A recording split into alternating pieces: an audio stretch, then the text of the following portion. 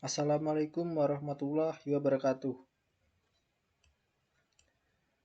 Nama saya Andika Fikrasari, NPM 22570510005 dari kelas D.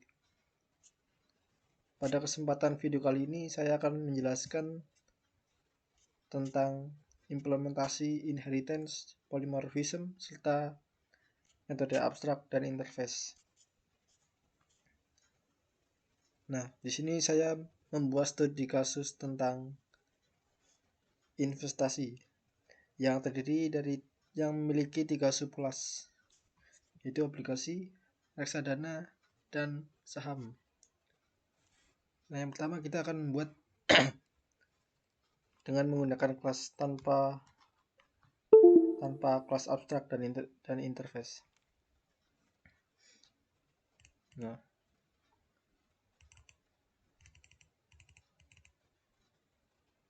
yang pertama kita membuat kelas utamanya terlebih dahulu, yaitu kelas investasi yang memiliki 3 variabel, yaitu nama investasi, jumlah dana, dan periode investasi. Lalu di sini konstruktor, setelah itu setter dan getter. Nah, lalu di sini ada sebuah fungsi untuk menampilkan untuk menampilkan output nama investasi, dan jumlah dananya. Lalu selanjutnya kita buat subkelasnya, yaitu subkelas obligasi dengan menandakan extend investasi, yang berarti bahwa kelas obligasi merupakan turunan dari kelas investasi. Memiliki 2 variabel, tingkat bunga dan jangka waktu. Lalu setter getter, kita bisa memanggil variabel dari kelas utama. Lalu ada setter getter. Nah, di sini menampilkan informasi tentang investasi, yaitu tingkat bunga, jangka waktu, potensi keuntungan, serta di sini memanggil fungsi dari kelas utama, yaitu informasi investasi, yaitu yang tadi nama dan jumlahnya. Lalu di sini fungsi untuk menghitung keuntungan obligasi dengan rumus seperti berikut. Lalu selanjutnya kelas reksadana sama memiliki tiga variabel. Lalu di sini ada konstruktor, lalu setter getter, sama seperti tadi, tinggal dipanggil memanggil fungsi di kelas utama untuk menampilkan nama dan jumlah dana, lalu ditambahkan jenis reksadana dan hitung keuntungan reksadana, lalu fungsi untuk menghitung keuntungannya.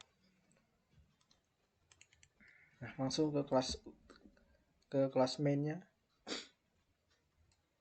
Nah, di sini kita memanggil kelas-kelasnya. Kelas saham kita panggil dengan menuliskan saham, spasi saham sama dengan new saham. Kita masukkan inputannya,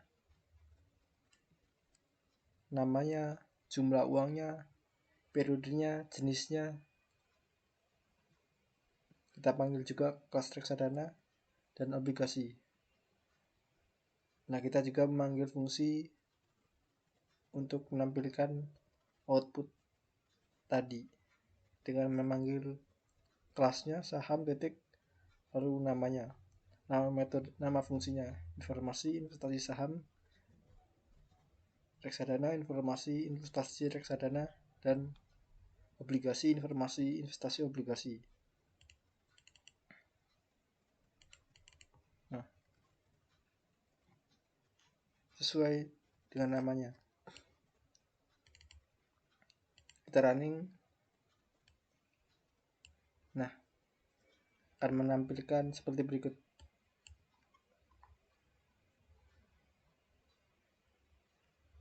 Namanya, jumlah dana, jenisnya, dan potensi keuntungannya. Lalu selanjutnya untuk mengimplementasikan kelas abstrak dan interface. Jadi kita hanya menambahkan sedikit saja dan merubahnya sedikit.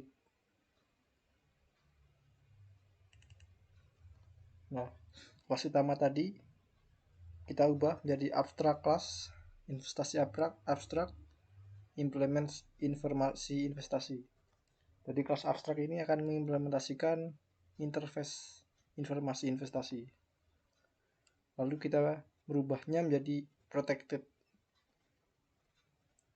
karena inisiasi ini untuk menandakan bahwa variabel ini hanya dapat digunakan pada kelas turunan investasi. Hanya dapat digunakan oleh kelas turunan investasi. Jadi hanya dapat digunakan oleh obligasi reksadana yang menggunakan extend investasi abstrak. Selain itu tidak bisa digunakan. Lalu sama saja seperti tadi.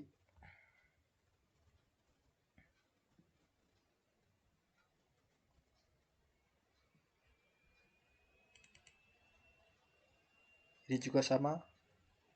Berarti kita mengubahnya menjadi kelas reksadana extend investasi abstrak sesuai dengan namanya. Sama saja seperti tadi.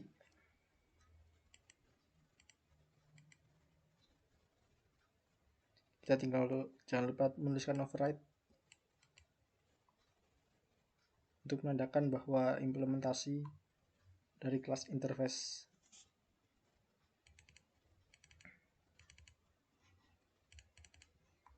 Ini juga sama. Kalau kita tuliskan interface informasi investasi sama dengan void informasi investasi, karena void informasi investasi ini ada di 3 subclass. Jadi kita harus menghubungkannya menggunakan interface. Jadi kita membuat kelas interface informasi investasi untuk mengeprint output. Lalu kelas utamanya juga sama, akan menampilkan output nama, jumlah dana, jenis, dan potensi keuntungannya.